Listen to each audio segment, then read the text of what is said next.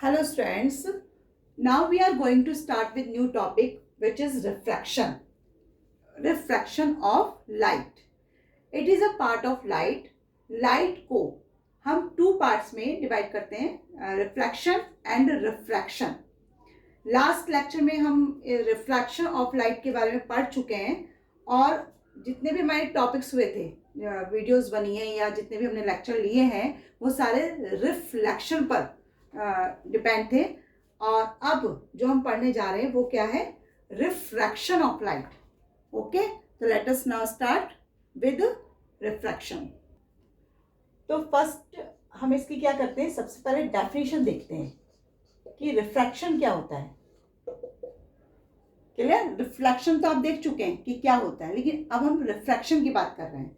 तो रिफ्रैक्शन क्या है, देखिए, द चेंज, ये इसकी डेफिनेशन है, change in direction of light when it passes from one medium to another medium is called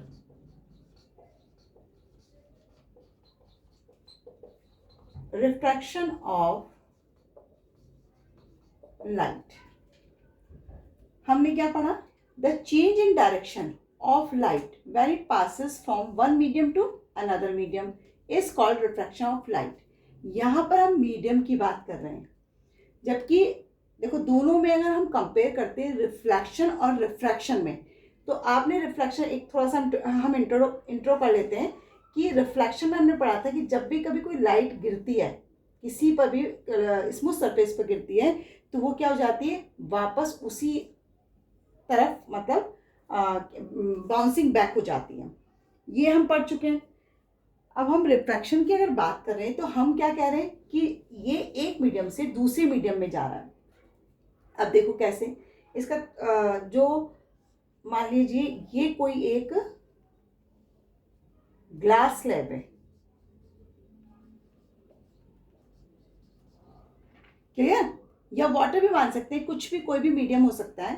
तो यहाँ पर जब कोई रे, ये आपका नॉर्मल हो गया, नॉर्मल उसमें भी था, जब कोई रे इंसिडेंट रे आती है तो वो इस मीडियम में, देखो यहाँ एक मीडियम है, ये ग्लास है और ये वाला मीडियम क्या है आपका, एयर है। तो जब यहाँ से इसमें आएगी तो क्या होगा, इसने क्या कहा है कि जब वो दूसरे मीडियम में जाती है तो क्या हो जाता है, दूसरे मीडियम में जाती उसकी जो डायरेक्शन है, देखिए चेंज इन डायरेक्शन, तो क्या हो जाता है, डायरेक्शन चेंज हो जाती है। क्लियर? डेफिनेशन रिफ्रैक्शन समझ आया कि क्या होता है रिफ्रैक्शन? ओके, अब पढ़ेंगे कॉजेज ऑफ रिफ्रैक्शन, यानी इसका कारण क्या है, रिफ्रैक्शन का कारण क्या है। तो हमारा सेकंड पॉइंट क्या हो जाता है, causes of refraction.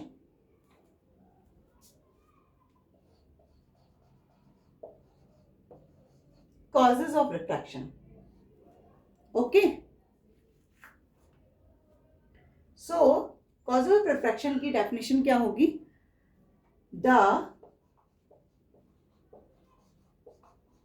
Refraction of light is due to the change in the speed of light ongoing from one medium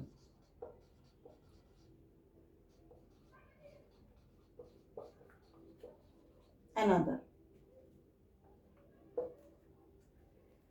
क्या बात हुई, कॉजेस क्या है, यानी क्या कारण है रिफ्रैक्शन का। तो देखिए क्या है, the refraction of light is due to the change in the speed of light on going from one medium to another. It means, ये क्या कहना चाहता है कि रिफ्रैक्शन क्या क्यों होता है कि जब कोई मीडियम है, जैसे ये एक मीडियम है जो अलग कर रहा है, ये एक मीडियम है ना। ऊपर वाला हम क्या कह रहे हैं, बार बार एयर, और इसमें मैंने आपको बताया था ग्लास, या नीचे वाला हिस्सा ग्लास है और ऊपर वाला हिस्सा एयर है। ये हमारा क्या है, नॉर्मल है। जब कोई लाइट आती है तो ये एयर से देखिए दूसरे मीडियम में जा रही है, तो जो स्पीड ऑफ लाइट इसकी यहाँ पर होगी एयर में, क्या ग्लास में भी वही स्पीड ऑफ लाइट है? ऐसा तो नहीं हो सकता ना। अगर स्पीड ऑफ लाइट इसमें जो होती है एयर में, वो डिफरेंट होगी ग्लास में, और इसी कारण क्या हो जाता है, रिफ्रैक्शन हो जाता है, यानी लाइट की बेंडिंग हो जाती है, लाइट थोड़ी सी मुड़ जाती है, और या तो ये दूर जाएगी या ये इसके पास आएगी, या तो इस तरह से होगा, नॉर्मल के टूवर्ड जाएगी या नॉर्मल के अवे जाएगी, एक सिचुएशन बनेगी। क्लियर हुई? कोई ना कोई एक सिचुएशन होगी। तो इस तरह से कॉजेस हो जाता है रिफ्लेक्शन किसका, लाइट का। ये रीजन होता है इसका। अब स्पीड ऑफ लाइट जो होती है वो आप पढ़ चुके हैं वैसे तो रिफ्लेक्शन में। स्पीड ऑफ लाइट कितनी होती है, 3 × 10⁸ मीटर पर सेकेंड। ये स्पीड ऑफ लाइट कहाँ होती है, एयर में होती है। अगर हम बात करें ग्लास की, तो ग्लास की स्पीड ऑफ लाइट कितनी होती है, 2 × 10⁸ मीटर पर सेकेंड। अब देखिए ये किसकी है स्पीड ऑफ लाइट,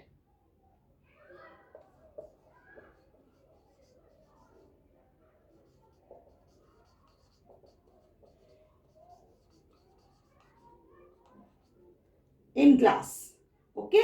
और ये किसकी है speed of light, in air.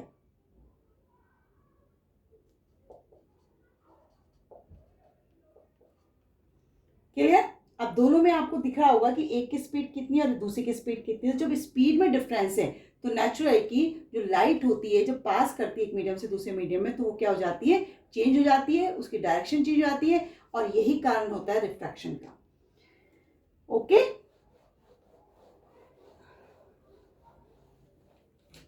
जो लाइट ट्रेवल करती है, तो ध्यान रखना, वैसे तो आपने स्पीड देख ही ली है, तो लाइट जो ट्रेवल करती है फास्टर, फास्टर किस में है, in air, but slower in glass. Clear? ये आप देख भी चुके हैं कि लाइट की स्पीड के थ्रू मैंने आपको बता दिया है, समझ आए? तो डिफरेंस जो है ग्रेटर है, ज्यादा डिफरेंस है, तो greater the difference in the speed of light in the two medium, और greater will be the amount of refraction. समझ आया कि अगर ग्रेटर है आपकी difference, greater difference in the speed of light in the two medium, तो क्या होगा, ग्रेटर ही आपका क्या होगा, greater will be the amount of refraction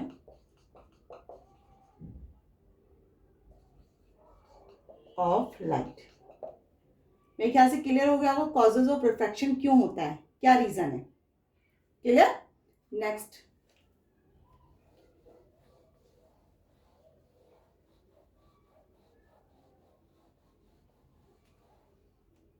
देखते हैं हम। देखिए ये पहला हमने देखा रिफ्रैक्शन की डेफिनेशन क्या होती है, फिर हमने देखा कि उसके कॉजेस क्या हैं, यानी किस कारण से रिफ्रैक्शन हो रहा है। तीसरी चीज हम क्या देखते हैं कि क्यों चेंज होता है। देखो थर्ड पॉइंट में डाल के यहाँ समझा रही हूँ, फर्स्ट सेकंड उसको डाल लेना आप लोग। Why a change in speed of light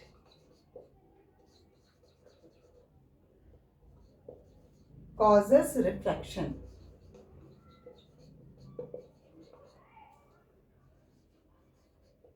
of light। अभी हमने क्या बोला कि क्यों स्पीड की चेंज होती है, स्पीड जो है चेंज हो जाती है, क्या कारण है ना। तो अब देखो ये डायग्राम आपको दिखाई दे रहा है, इस डायग्राम में ये ग्लास और एयर, ये हमारे दो मीडियम हो गए। जब कोई भी लाइट वेव्स, देखो आपको दिखाई दे रही है बीम ऑफ लाइट, है ना, तो जब बीम ऑफ लाइट इस ग्लास पर गिरती है, वैसे जनरल वे में आप इसको इस तरह से भी हम शो करते हैं ना, ये नॉर्मल है और ये लाइट है हमारी, और जब ये लाइट इस पर गिरती है तो वो एंटर किधर हो रही है, दूसरे मीडियम में हो रही है। वही चीज़ मैं शो कर रही हूँ अगेन, फिर इस बीम में से निकल कर ये कहीं और भी तो जाएगी, तो बाहर निकलती है इस तरह से, क्लियर। तो यहाँ पर क्या है, बीम ऑफ लाइट जब एंटर करती है दूसरे मीडियम में यानी ग्लास में, तो आप दो चीज़ें मैंने लिखी हुई हैं, देखो, beam of light reach the glass first, यानी इस वन साइड पर जो लाइट की जो रेज यानी बीम मतलब बहुत सारी लाइट का कलेक्शन, रेज का, सॉरी, लाइट रेज का कलेक्शन है। तो ये जो लाइट रेज गिर रही है इस पर, तो इस वाली साइड पर तो पहले एंटर होती हैं और अदर साइड पर एंटर होने में कुछ टाइम लग जाता है। सेकंड बात हम क्या कहेंगे कि जब ये मतलब इसमें जा रही है यानी ग्लास से एयर में जा रही है, देखो ये वाला हिस्सा फिर एयर है ना, तो जब ये ग्लास से एयर में जा रही है तो दिस साइड क्या होगा, beam of light comes out of glass first, यानी इस साइड पर भी जो लाइट्स निकलेंगी ग्लास से वो पहले निकलेंगी और आफ्टर दैट यहाँ से निकलेंगी, यानी यहाँ वाली कुछ देर बाद निकलेंगी। तो उसका रीज़न क्या होगा, उसका रीज़न यही तो होगा कि उसकी स्पीड जो होती है वो क्या हो जाएगी, चेंज हो जाएगी। यही तो हम बात कर रहे हैं कि why a change in speed of light causes refraction of light. समझ आया कि स्पीड की लाइट चेंज क्यों होती है, बिकॉज एक साइड पर पहले एंटर होता है और दूसरे साइड पर वो लाइट थोड़ी सी देर बाद एंटर होती है। देन अगेन अगर ग्लास से एयर में आएगी तो पहले वन साइड वाली जो लाइट है वो पहले एंटर मतलब आई मीन बाहर निकलेगी और उधर वाली साइड की जो लाइट है वो आफ्टर दैट बाहर निकलेगी या आउट होगी, कम्स आउट होगी। क्लियर, ये बात समझ आई आपको। तो हम इसको कैसे रिप्रेजेंट कर सकते हैं, लिख कैसे सकते हैं इसको, एक्चुअली लिखने की जरूरत नहीं, वैसे तो डायग्राम में पूरा प्रॉपर आपको समझा दिया है और लिखने का तरीका भी यही है, लेकिन फिर भी कुछ बच्चों को समझ नहीं आता है कैसे लिखना होता है। तो द स्पीड ऑफ लाइट, देखो इस लाइट की स्पीड आ रही है, बिल्कुल आप डायग्राम अगर समझ गए तो लिखना भी उसी तरीके से। The speed of light wave on one side of a beam of light change a little before the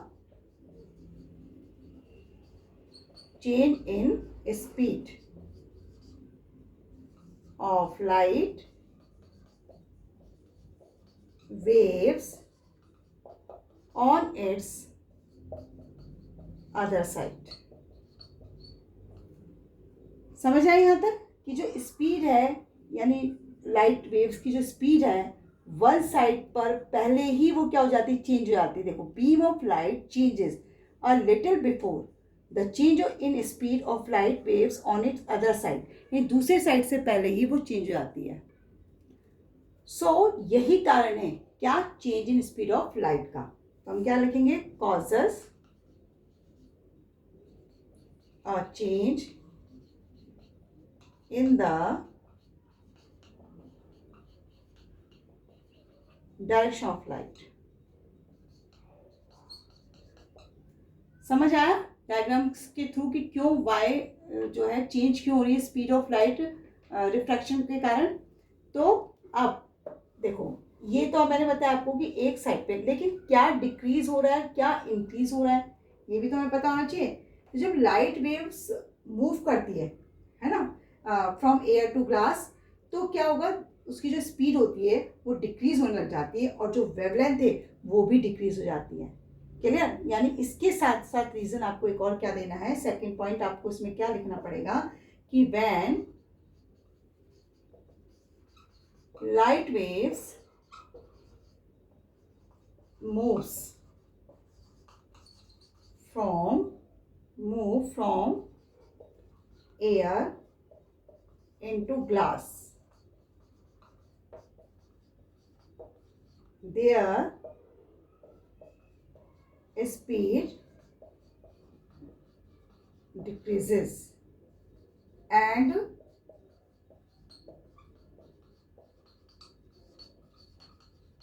their wavelength क्या हो जाएगी, also decrease.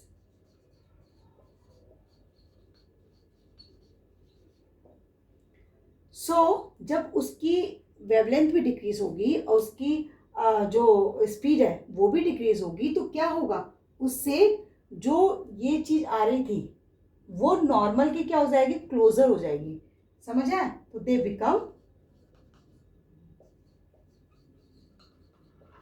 ये अभी मैं दूसरी चीज एक्सप्लेन करेंगे भी थोड़ी देर बाद ही, इसके बाद ही, तो तब उसमें तुम्हें पता चलेगा कि क्लोजर कैसे होगी.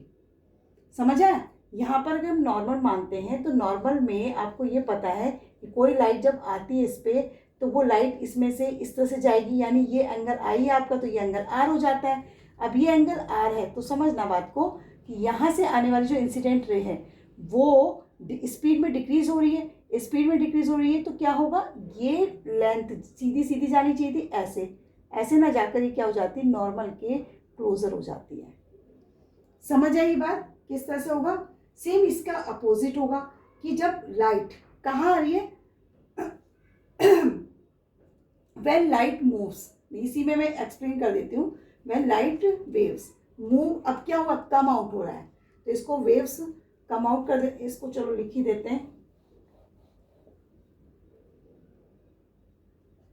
When light move, light waves move come out from glass into air, तो क्या होगा, their speed increases, तो उसकी वेवलेंथ क्या होगी, वो भी तो इंक्रीज होगी.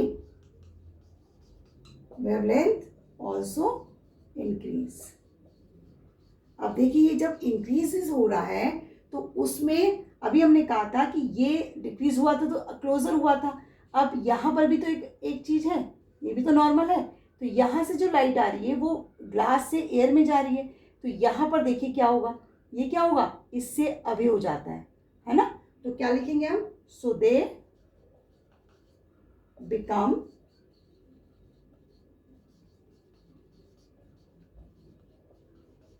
Further apart. अब आपको समझ आ गया होगा तीनों पॉइंट कि किस तरीके से लाइट जो है चेंज होती है, उसका डायरेक्शन चेंज होता है डिफ्रैक्शन, सॉरी रिफ्रैक्शन के कारण. क्लियर? इस तरह से आपको क्लियर हुआ होगा चीजें. Next,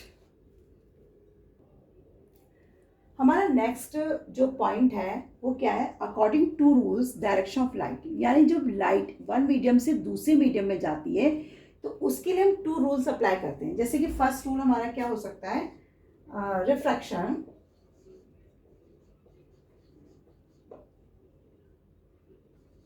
refraction of light when it goes from rare medium to a denser medium. समझ आइए कि refraction of light when it goes from rare medium to a denser medium. तो देखो हम क्या करते हैं, हमने अगेन वही एक ग्लास स्लेब ले लेते हैं, ये ग्लास है हमारा. क्लियर? और इसमें ये क्या है, एक नॉर्मल है. क्लियर?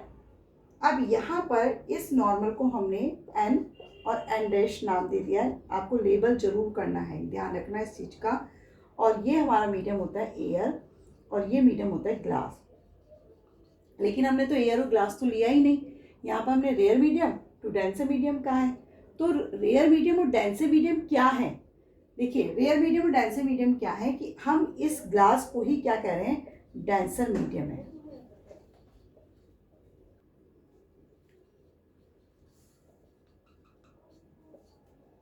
समझ आया? और एयर क्या है हमारा, एयर है रेयर मीडियम.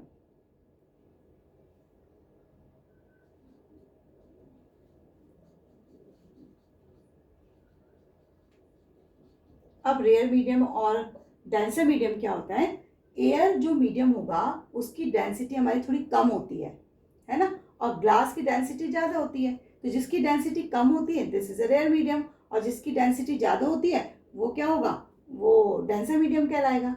अब इसमें हमने क्या कहा कि रिफ्रैक्शन क्या हो रहा है, रेयर से डेंसर में जा रहा है, तो यहाँ से इसमें जाएगा। तो देखिए यहाँ से जब इसमें जाता है तो क्या होगा कि यहाँ पर इस जगह पे आते ही पॉइंट ऑफ इंसिडेंट पर जैसी लाइट गिरेगी यहाँ से दूसरे मीडियम में एंटर करेगा, और एंटर करते ही इसकी जो स्पीड है वो क्या हो जाएगी, स्लोअर हो जाएगी, और स्लोअर होते ही ये सीधे जाने की जगह पे क्या हो जाएगा, टूवर्ड्स द नॉर्मल। समझ आया, टूवर्ड्स द नॉर्मल का मतलब नॉर्मल की तरफ आ जाता है, यानी जो इसका डायरेक्शन ये होना चाहिए था वो ये ना होकर इसके पास आ जाता है। ये हमारा क्या है, आई है, ये रे है, और ये यहाँ आ रही है, और ये हमारा क्या होता है, आर। समझ आई बात। तो इसको हम किससे रिप्रेजेंट कर रहे हैं, रे को हम ए से बी, ये हमारे ए से बी को रिप्रेजेंट करेगा, क्योंकि आपको एक्सप्लेन करके मतलब डायग्राम को बिल्कुल शो करके बताना पड़ेगा। ये क्या है हमारी इंसिडेंट रे, और ये हमारी क्या है, रिफ्रैक्टेड रे।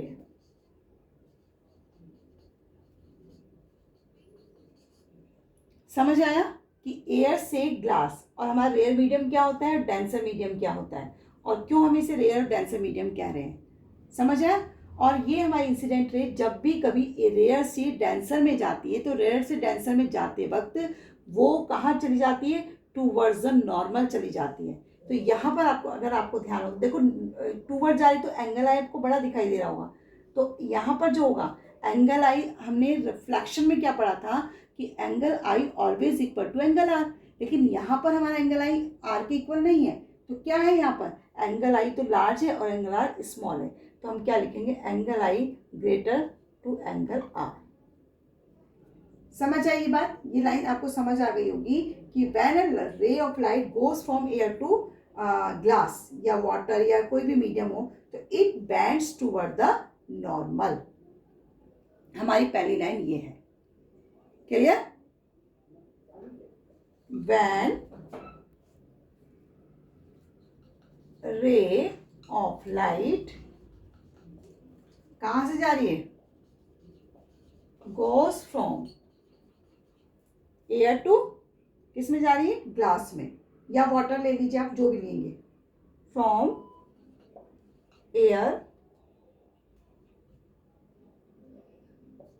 To glass, into glass it bend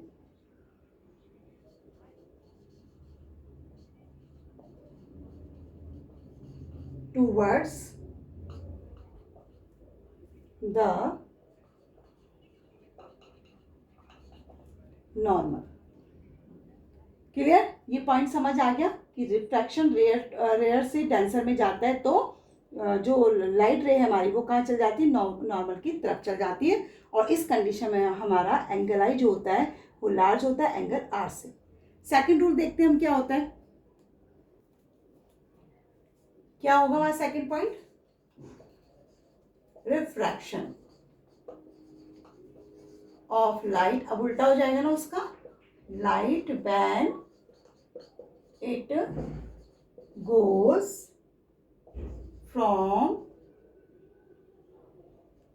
from a denser medium to a rare medium। इसका अपोजिट हो गया ना बिल्कुल सेकंड फर्स्ट वाले का। अब देखो इसमें भी हम क्या करेंगे, सबसे पहले एक वही ग्लास स्लेब लेंगे, और ग्लास स्लेब लेकर हम क्या करेंगे, देखो ये ग्लास है हमारा और ये एयर है, ये नॉर्मल है, क्लियर। अब नॉर्मल को हमने एन और एन डैश रिप्रेजेंट किया है। अब सॉरी हमें तो ग्लास टू एयर में जाना है ना बच्चों, तो हमारा अब उल्टा इधर की तरफ करिए आप, और ये हमारा कर लीजिए नॉर्मल, ठीक है बच्चों। तो ये हमारा क्या हो जाएगा, एन और एन डैश हो जाएगा। और अब रे जो आएगी, देखिए इंसिडेंट रे हमारी अब यहाँ से बन रही है और रिफ्लेक्टेड रे अब कहाँ जाएगी, एयर में, तो इधर आएगी। तो देख अब क्या करते हैं हम, एक इंसिडेंट रे आई, क्लियर। अब इंसिडेंट रे का अगर नॉर्मल कंडीशन में देखें तो रे जो होगी वो ऐसे जानी चाहिए, है ना, लेकिन ऐसे ना जाकर ये क्या हो जाती है, जैसे ग्लास टू एयर में आ जाती, तो आपने पढ़ा है कि स्पीड क्या हो जाती है, इंक्रीज हो जाती है। वो हमने पहले वाले में देखा था ना कि जब डायरेक्शन चेंज हो रही थी उस वाले डायग्राम में, तो स्पीड जब चेंज होती है तो क्या होगा, ये एकदम क्या होगा, अवे, नॉर्मल से क्या हो जाएगी, अवे हो जाती है, दूर चली जाती है, और हमारी स्पीड हो जाएगी अब ऐसे, क्लियर।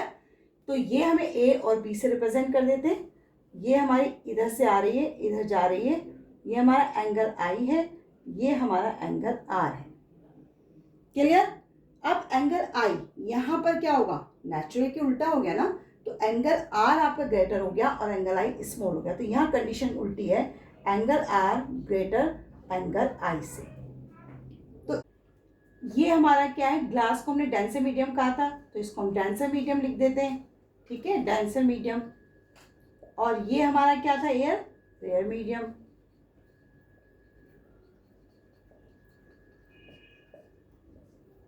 और इसको हम 0 से रिप्रेजेंट कर देते हैं। ये हमारी इंसिडेंट रे है,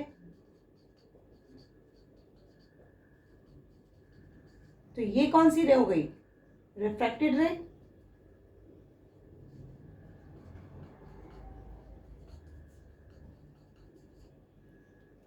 ओके स्टूडेंट्स, तो अब refraction of light when it goes from a denser medium to a rare medium, तो इसका रिजल्ट क्या, सो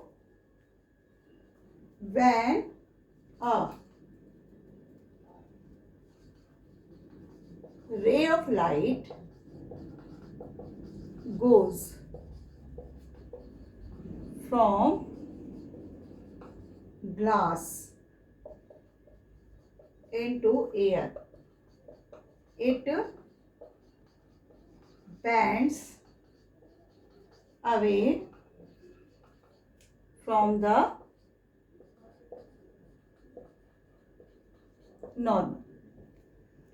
दोनों रूल समझ आ गए, किस तरीके से एयर से ग्लास में जाती है, ग्लास से एयर में जाएगी, तो क्या फर्क पड़ता है एंगल्स पर, एंगल इंसिडेंट और एंगल रिफ्रैक्शन। ये एंगल ऑफ रिफ्रैक्शन है, ये एंगल ऑफ इंसिडेंट है, ऐसे ही हमने पहले वाले में भी देखा था, एंगल ऑफ इंसिडेंट है और एंगल ऑफ रिफ्रैक्शन है। तो बस आपको ये ध्यान रखना है कि जब रेयर टू डेंसर में आती है तो उस समय एंगल आई आपका बड़ा होगा और एंगल आर स्मॉल होता है, लेकिन जब अपोजिट हो जाते हैं, डेंसर टू एयर में चली जाती है, तो एंगल आर लार्जर है और एंगल आई स्मॉल हो जाता है। ओके, मे बी आपको यहाँ तक क्लियर हो गया होगा कि रिफ्रैक्शन क्या है, कॉजेस क्या है, क्यों स्पीड चेंज होती है। इससे आगे हम नेक्स्ट लेक्चर में डिस्कस करेंगे कि अगर लाइट एयर टू ग्लास और ग्लास टू एयर में अगर जाती तो हम फिर उसको या उस एंगल को किस से रिप्रेजेंट करते हैं या क्या हो सकता है। ओके, तो हम नेक्स्ट वीडियो में बात करते हैं अब।